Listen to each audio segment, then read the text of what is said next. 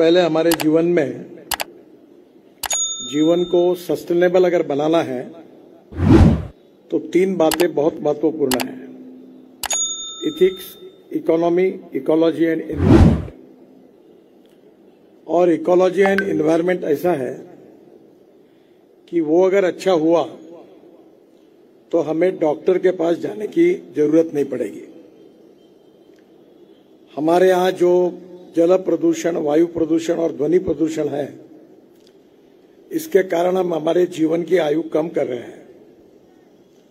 और इसीलिए उदात्त उद्देश्य से महात्मा गांधी जी ने स्वच्छ भारत का अभियान हमारे देश में शुरू किया और आदरणीय मोदी जी ने प्रधानमंत्री होने के बाद इसको विशेष रूप से महत्व दिया है। मैं 2 बातें अक्सर बार बार कहता हूं, याद भी रखता हूं और खुद भी करता हूं। 2 important philosophy. One is innovation, entrepreneurship, science, technology, research, skilled and successful practices. We name it as knowledge, and conversion of knowledge into wealth is the future. And other important theory है कि वो ये है कि conversion of waste into wealth. हम waste में value create करें। और मुझे बहुत खुशी हुई कि आदरणीय आयुक्त जी ने महिला बचत गट को इन्वॉल्व करके हमारी वेस्ट को सेग्रीगेट करके एक अच्छे अभियान का शुरुआत किया है, जिसमें वेस्ट के कारण महिलाओं को रोजगार भी मिलेगा। इसलिए मैं उनका विशेष रूप से अभिनंदन करता हूं। हमारी महानगर पालिका देश में से ऐसी एक महानगर पालिका है कि वो आप जो टॉयलेट में पानी डालते हैं उसको साफ करके हम कोराड़ी और खापरखेड़ा विद्युत प्रकल्प को देते हैं, जिसके कारण पेस का जो करीब 240 MLD का जो कोराड़ी खापरखेड़ा का रिजर्वेशन था, अब उसकी जरूरत नहीं है। वो पानी रामटेक और मौदा तहसीलों के किसानों को मिलता है। और उसके साथ साथ सबसे महत्वपूर्ण फायदा ये हुआ है कि टॉयलेट का पानी बेचकर 300 करोड़ रुपए कमाने वाली महानगर पालिका, ये नागपुर महानगर पालिका, ये हमारे लिए अभिमान का विषय है। अब एक ही है कि इस बार अभी दिसंबर, जनवरी, फरवरी, मार्च, अप्रैल में ये विशेष रूप से जब धूप टेम्परेचर बढ़ेगा तो हमारे NIT के और महानगर पालिका के प्रकल्पों से ये शुद्ध पानी जो निकलता है, ये शहर के गार्डन के लिए हम फिल्ट्रेट वाटर यूज करते हैं। जामुड़कर साहब यहाँ है, उनके बहुत बड़ा जो CRP का कैंप है उनका, वहां भी पेड़ है। तो हम ऐसी कोई योजना NGO के मदद से या करें कि हम अपना पानी उनको फुकट में दें, तो ये पानी फिर से अच्छे कामों के लिए यूज होगा और फिल्ट्रेट पानी की जरूरत नहीं पड़ेगी। वैसे तो ये पीने के पानी तक भी चल सकता है। सिंगापुर में उसका उपयोग पीने के पानी के रूप में भी होता है। तो लिक्विड वेस्ट मैनेजमेंट में अच्छा काम हो रहा है। ये जो पानी निकलता है हमारे यहाँ गंदा पानी, उससे पार्टिकल निकलते हैं जो भांडेवाड़ी में वेस्ट के रूप में हमारे पास पड़े हुए हैं। और मैं खुद वेस्ट में काफी काम करता हूं, तो मेरा रुचि भी थी। तो मैंने वहां का जो मटेरियल था वो इंडियन ऑयल के लेबोरेटरी फरीदाबाद को दिया। उन्होंने एक कल्चर तैयार किया है और वो कल्चर उसको लगाकर उसमें से बायो फर्टिलाइजर तैयार हुआ है। मैंने आयुक्त साहब को कहा कि कोई ये ले नहीं रहा है, अगर आप देंगे तो वही कल्चर ऐड करके मैं किसानों को ये खाद पहुंचाने का काम करूंगा, ताकि उनको बायो फर्टिलाइजर के रूप में उसका उपयोग होगा। आपको पता होगा कि आप बाल काटते हैं सब लोग, आजकल महिलाओं भी बहुत कटिंग करती है। मैं खुद इसमें काम करता हूं और मुझे बहुत अच्छा पैसा भी मिलता है। मैं तिरुपति से 4 ट्रक बाल खरीदता हूं और उसका एमिनो एसिड बनाता हूं। एमिनो एसिड बेस्ड माइक्रोन्यूट्रिएंट्स जो किसानों के काम के होते हैं, वो इतने पॉपुलर हुए हैं कि ये देश में अनेक जगह पर जा रहे हैं, यहाँ भी उसका अच्छा उपयोग हो रहा है। और मुझे हर साल 3 से 5 करोड़ रुपए की कमाई कटे हुए बालों से ये प्रोजेक्ट में होती है। मैंने ये तय किया कि हम पहले प्रयोग करें। अभी हमने प्लास्टिक से क्रूड पेट्रोल बनाना शुरू कर दिया है और डीजल में 50% डालने का शुरुआत की है। ये जो आज ये प्लास्टिक महिला बचत गट ने 12 रुपए किलो उनको भाव मिलने वाला है और जिन्होंने खरीदी किया है वो प्लास्टिक की टाइल्स बना रहे हैं।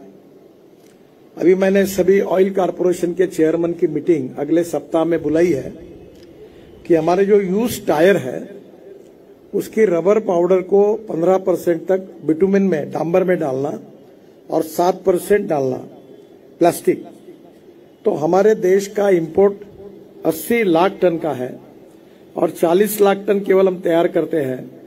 इससे 15 लाख टन की बचत होगी और प्लास्टिक और रबर के कारण हमारे रोड अच्छे बनेंगे। और इसलिए ये वेस्ट टू वेल्थ वाली कल्पना, इसको महानगर पालिका को आदर्श के रूप में आगे जाना चाहिए। हमारे यहाँ जो कचरा आ रहा है उससे एक नीदरलैंड की कंपनी ने, उनकी टेक्नोलॉजी अच्छी है और उन्होंने अभी वहां से कचरे से 28 ton per day bio CNG बना रहे हैं। मैं जो बात कर रहा हूं नेता करके हवा में नहीं कर रहा हूं, मैं खुद अभी 2.5 और 2.5 टन और 10 टन सीएनजी बना रहा हूं बायोमास से। हमारा एक प्रोजेक्ट अभी 15 दिन में शुरू होगा भंडारा जिले में।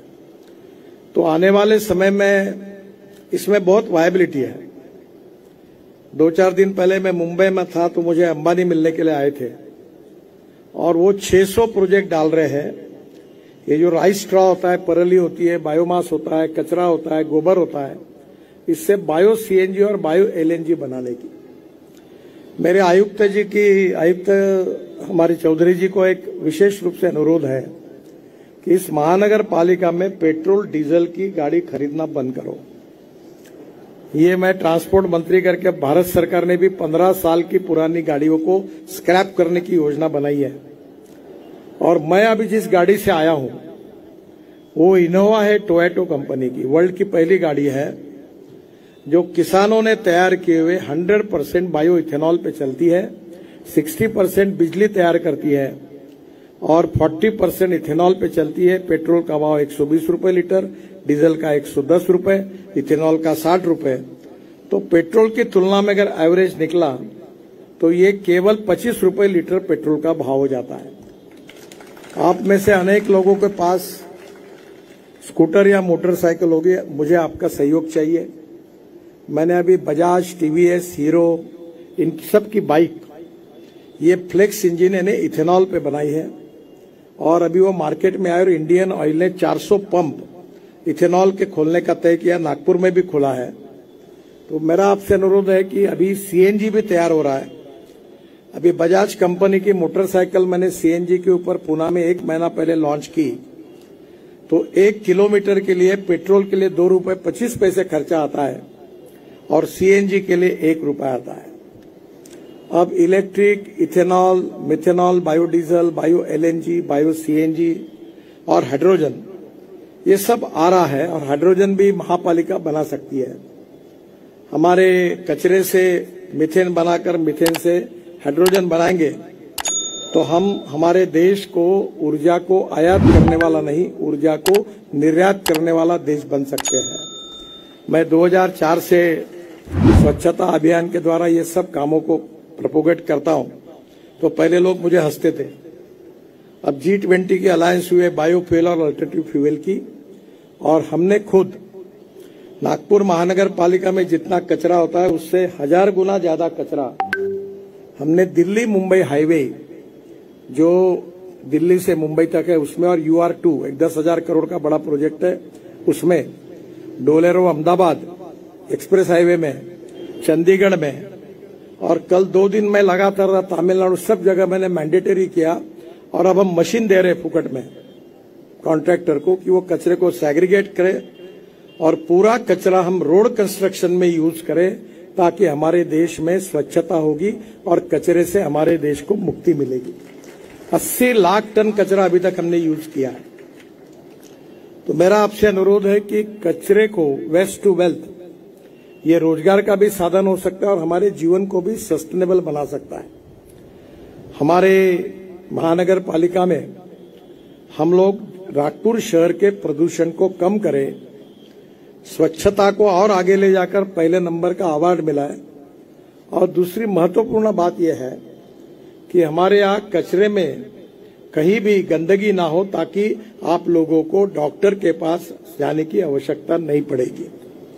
स्वच्छता ही जीवन है और ये रोजगार का भी साधन है और इकोलॉजी एंड एनवायरनमेंट को प्रोटेक्ट करने का भी है, और ये संभव है और ये हो सकता है। ये मैं अपने व्यक्तिगत प्रयोगों के द्वारा जब खुद मैंने अनुभव किया है, तो मैं आपको बताता हूं, आप भी ये कर सकते हैं। मेरा एक मशीन है एक्सेल इंडस्ट्रीज का, जो बाद में मैंने आज के तारीख में मैं 8 साल अमिताभ बच्चन और मैं दोनों एनडीटीवी के कार्यक्रम में साथ में थे। तो मैंने हमारे घर पर एक मशीन है कि जितना कचरा निकलता है, या कोई खराब अनाज होगा, रोटी होगी, सब जो होगा काम का नहीं है, या मुझे पुष्पगुच्छ बहुत लोग देते हैं, तो मैं वो मशीन में डालता हूं और वो मशीन से बायो फर्टिलाइजर होता है 6 रुपए किलो का। मैं आपको इसलिए बता रहा हूं कि मैं 50,000 टन बायो फर्टिलाइजर बना रहा हूं और वो किसानों को दे रहा हूं। मेरे खुद के खेती पे 1 एकड़ में 88 टन गन्ना हुआ और सोयाबीन 11 क्विंटल हुआ। ये रिकॉर्ड हुआ, मेरे पत्नी को अवार्ड मिला इसका। ये कारण बायो फर्टिलाइजर के कारण, और इसलिए केमिकल फर्टिलाइजर और पेस्टिसाइड से मुक्ति देना, ये जो सिंगल यूज प्लास्टिक है उसको देश से मुक्त करना। और जैसे मैं अभी पूछा, जिन्होंने एक प्लास्टिक उठाया, बोले क्या बोले, हम ये बड़े बड़े ब्लॉक्स बनाएंगे। तो मैं हमारे आयुक्त जी को कहूंगा कि महापालिका बहुत ब्लॉक खरीदी करती है, तो इनको प्लास्टिक दे रहे हैं सस्ते में, तो इनको बोलो ब्लॉक हमको सस्ते में दो, रेट कॉन्ट्रैक्ट करो और हमारे वेस्ट प्लास्टिक के ब्लॉक से सब जगह लगा दो। तो हमारे यहाँ परमानेंट सीमेंट से भी मजबूत है, अच्छे हैं, और इकोलॉजी और एनवायरनमेंट को हमने प्रोटेक्ट किया, ऐसा भी होगा। इसमें महानगर पालिका ने एक और अच्छा अभियान किया था। दीवालों पर चित्रकला महाविद्यालय के विद्यार्थियों को लेकर दीवालों पर लिखने का काम किया और एक स्पर्धा ली थी और 10 लाख 5 लाख ऐसे अवार्ड भी दिए थे। 10-20 अवार्ड करिए। जो पेंट और खर्चा है वो महापालिका करेगी, थोड़ा सा उनको ऊपर मिलेगा। और पूरे नागपुर शहर के प्रभागों में, हर बिल्डिंग में, जहां जहां जगह होगी ब्रिज के नीचे में, ये स्वच्छता का महत्व इस अभियान के द्वारा लोगों तक पहुंचाने का पिछले बार अच्छी कोशिश हुई। अगर वो होगी तो लोग बदलेंगे। हमारे लोग भी बड़े होशियार हैं। भारत में चॉकलेट खाते हैं, तुरंत फेंक देते हैं, और फॉरेन में जाते हैं तो जेब में रखते हैं। तो वहां अच्छा बिहेवियर करते, पर यहां आकर फेंकते हैं रास्ते में। तो हम लोग, अगर मैं भी आजकल चॉकलेट खाता हूं तो अपने जेब में रखता हूं और घर जाके फिर डस्टबिन में डालता हूं। मुझे भी एक समय आदत थी, खाया कि फेंक दिया गाड़ी से। पान थूकते हैं, ये तुम्हारा कौन सा वो पान बाहर तंबाकू गुटखा खाते थूकते हैं। ये थूकने वालों को आप जरा उनके फोटो निकालिए और अखबार को भेजिए कि ये महान व्यक्ति है जो थूकने का काम कर रहे हैं, इनका फोटो जनता के पास भेजिएगा। क्योंकि हम गांधी जी के नाम से करें तो गांधीगिरी ने यही, गांधी जी ने ऐसे प्रयोग किए थे। और इसलिए ये जो पर्यावरण के नागपुर शहर की रक्षा करने के लिए स्वच्छता एक जीवन है, इसके आधार पर आज के कार्यक्रम का आयोजन हुआ। मैं बहुत ही आप सबको धन्यवाद देता हूं। और आप सब लोग व्यक्तिगत रूप से, जैसे हमारे नेता लोग करते कि दुनिया को मार्गदर्शन करते और खुद वैसा व्यवहार नहीं करते, ऐसा मत करो। आप भी और मैं भी अपने जीवन में स्वच्छता जीवन बनाने के लिए इसका अनुकरण व्यक्तिगत जीवन में करें, ऐसी प्रतिज्ञा आप सब लोग करें। महिला बचत गट विशेष रूप से प्लास्टिक के इस कार्यक्रम में शरीक होंगे तो उनको पैसे भी मिलेंगे, और महिला बचत गट इसमें आगे आए, ऐसा भी उनसे अनुरोध करता हूं। और फिर से एक बार आप सबको बहुत बहुत बधाई देता हूं। और आयुक्त जी, उपायुक्त हमारी गोयल मैडम, इनका भी इस इनिशिएटिव के लिए विशेष रूप से धन्यवाद देता हूं। बहुत बहुत अभिनंदन, आप सबको शुभेच्छा। स्वर्गीय महात्मा गांधी जी को और लाल बहादुर शास्त्री जी, दोनों का हम स्मरण कर रहे हैं। दोनों के स्मृति को अभिवादन करता हूं और उनका आशीर्वाद, उनका जो स्वच्छता का विचार है उसमें यशस्वी होने के लिए हम सबको मिलेगा, इस विश्वास के साथ अपनी बात को समाप्त करता हूं। धन्यवाद। गर्जा हिंदुस्तान चॅनलला सबस्क्राईब करा आणि ताज्या घडामोडी जाणून घेण्यासाठी बेल आयकॉनवर प्रेस करा।